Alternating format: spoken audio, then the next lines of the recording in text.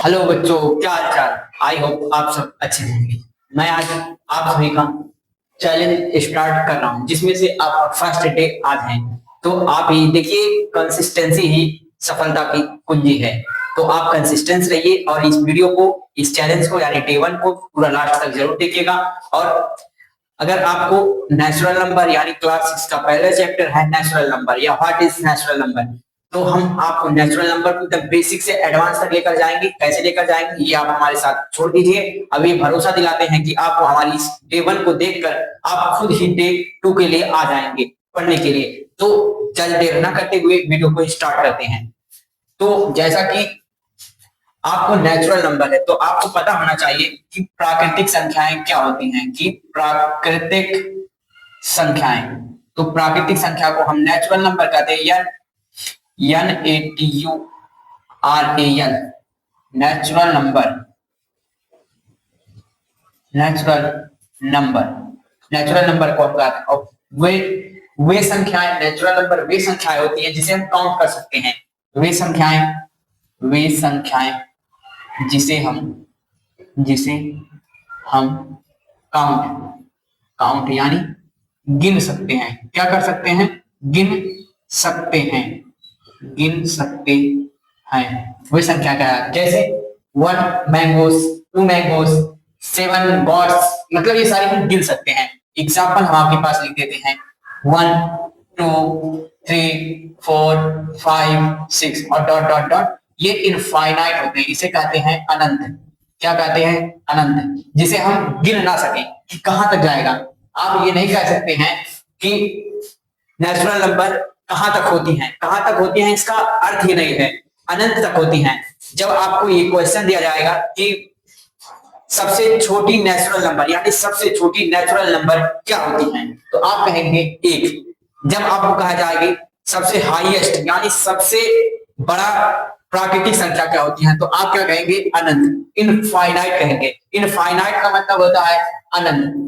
Infinite का मतलब होता है अनंत, जिसकी हम कल्पना नहीं कर सकते। गिन ले सकते हैं आप कि कहां तक है ये गिनतियां। और इसमें से बता सकते हैं कि प्रश्न एक और क्वेश्चन बन सकता है कि क्या शून्य एक प्राकृतिक संख्या है? क्या शून्य एक प्राकृतिक संख्या है? तो आपका आंसर होगा नो, क्योंकि शून्य को हम काउंट नहीं सकते। आप कुछ गिनकर दिखा दीजिए कि हाँ जी शून्य है कोई चीज। हम स्टार्ट करते हैं क्या 0 1 2 से गिनना स्टार्ट करते हैं, या 1 2 3 4 स्टार्ट करते हैं, ऐसे स्टार्ट करते हैं। तो आपका ये जो 0 है ये प्राकृतिक संख्या नहीं है। ठीक, इसके अगला क्वेश्चन होगा आपको कि प्लेस वैल्यू हम कैसे रख सकते हैं। आपको एक चीज बता देते हैं कि आपको पता होना चाहिए इकाई। क्या पता होना चाहिए? इकाई। फिर पता होना चाहिए दहाई, फिर पता होना चाहिए सैकड़ा, फिर पता होना चाहिए हजार। ठीक, हजार। इकाई, जब भी हम अंक, कोई भी अंक लिखते हैं इस तरीके से अंक रखते हैं। अगर कोई पूछ लिया है 3 किस प्लेस पर है, तो आप क्या बोलेंगे? इकाई के अंक पे है। किस अंक पे है? इकाई के अंक पर। बोला जाए कि 4 किस प्लेस पर है यानी किस फुट पर फुट है, तो आप क्या बोलेंगे? दहाई पर। अगर पूछ लिया जाए कि 5 किस पर फुट है, किस उस पर फुट है, तो आप बताएंगे सैकड़ा, तो 5 आप सैकड़े पर फुट कर देंगे। अगर यहाँ पर कोई और अंक होगी तो आप बताएंगे हजार। तो जब भी पूछा जाए कि 524 है ये किस पर है, तो आप बताएंगे दहाई पर। इसको बताया जाए तो सैकड़ा पर। किस पर? सैकड़ा पर। तो ये सारी होती हैं प्लेस वैल्यू, जिसे हम कहते हैं प्लेस वैल्यू। तो प्लेस वैल्यू को ऐसे हम जान सकते हैं कि हमको पता होना चाहिए कौन सा इकाई है, कौन सा दहाई है, कौन सा हजार पे रहता है। ये संख्याएं हुई। और आपको एक चीज और बता देते हैं, स्थानीय मान कैसे निकालते हैं, कैसे निकालें। स्थानीय मान अगर हमसे कह दिया 5 4 3 का स्थानीय मान निकालना, तो आप कैसे निकालेंगे? जरा ये ध्यान से देखिएगा। ये जो है ये पहले किस पहले पर है? 3 जो है तो यानी इकाई पर है, तो इकाई मतलब 1 से गुणा होगा। इस पर है तो दहाई यानी 10 से गुणा होगा। सैकड़ा पर है तो आप यानी 100 से गुणा होगा। हजार पे है तो 1000 से गुणा होगा। तो यहाँ पर आप देख लीजिए 3 है तो 3 का निकालना है तो मल्टीप्लाई होगा 1 से, तो ये आ जाएगा 3। ये 3 पर हो गया। ठीक, अगर कहा जाए कि 4 का प्लेस वैल्यू वो निकालना है स्थानीय मान, तो 4 इंटू में किस स्थान पर है, दहाई पर, दहाई का मतलब 10, तो 40 हो जाएगा। ये अगर 5 की बात कर लिया जाए तो 5 किस स्थान पर है, 5 है सैकड़ा यानी 100 पर है, तो 500 हो गया हमारा, 500 हो गया। अगर ये सबको कहेगा योग और अंतर दोनों ज्ञात करें, क्या ज्ञात करें, योग और अंतर। साथ साथ में सब कुछ समझते जाइए, एकदम बेसिक से बता रहे हैं, यहाँ से मैथ स्टार्ट होता है। 500 है, 500 यहाँ लिखेंगे, 40 है 40 को लिखेंगे और 3 को इकाई पर लिखकर जोड़ देंगे, 3 हो जाएगा, 4 हो जाएगा और 5, क्या हमारा वही संख्या आ गया जो पहले था, 543 था, 543 आ गया।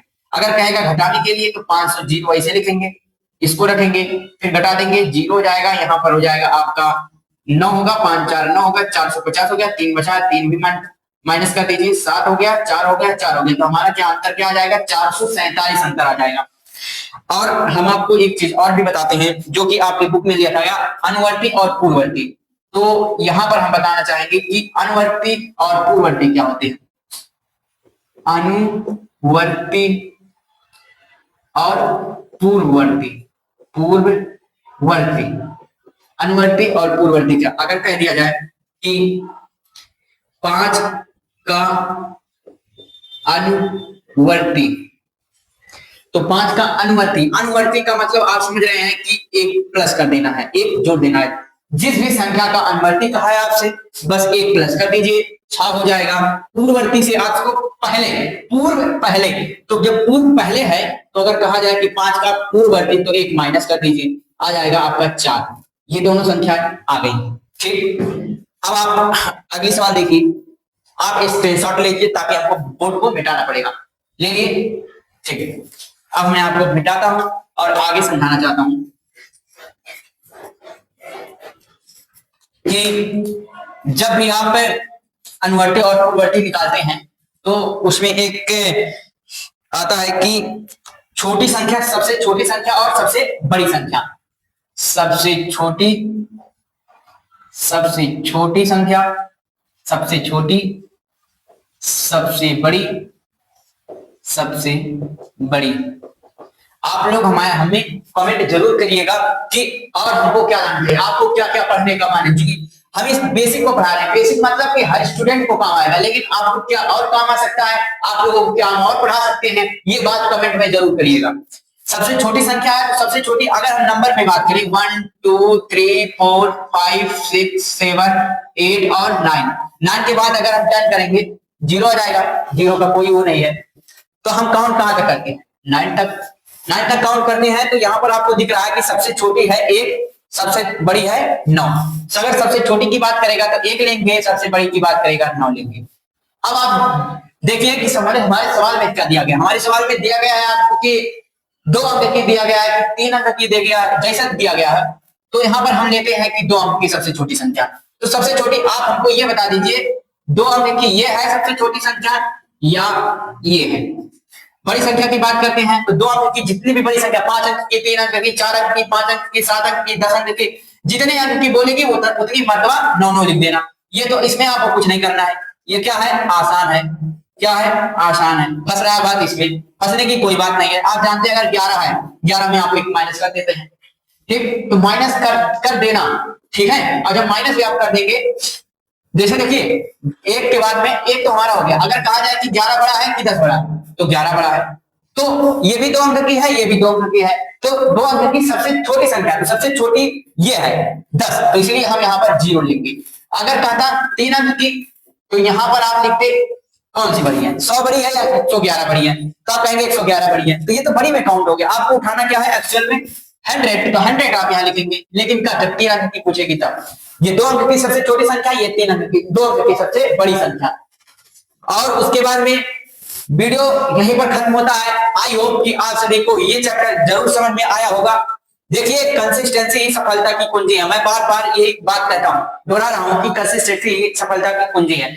आप कंसिस्टेंस रहिए, देखिएगा आप खुद रियलाइज करेंगे कि 30 डेज आफ्टर आपका बहुत इंप्रूवमेंट होगा, ठीक है। तो आप लगातार कंसिस्टेंस बनाए रखें। और डे 1 का चैनल खत्म होता है। वीडियो कैसा लगा वीडियो को जरूर बताइएगा, और पढ़ाई को आप ऐसे मैनेज करिए कि आपका टाइम जो खेलिए, हम नहीं कह रहे हैं मत खेलिए, लेकिन खेलिए 1 घंटा 1.5 घंटा आप खेल लीजिए। उसके बाद आप अपनी पढ़ाई पर फोकस कीजिए। जो 30 जो 30 डेज का चैलेंज आपने शुरू किया है उतना कर लीजिए, 1 घंटा पढ़ लीजिए, उसके बाद आप जितना बचे जितना कोई खेलिए, कोई बिना नहीं करने वाला है।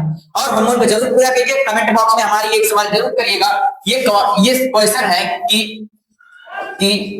क्या 0 और -5 -3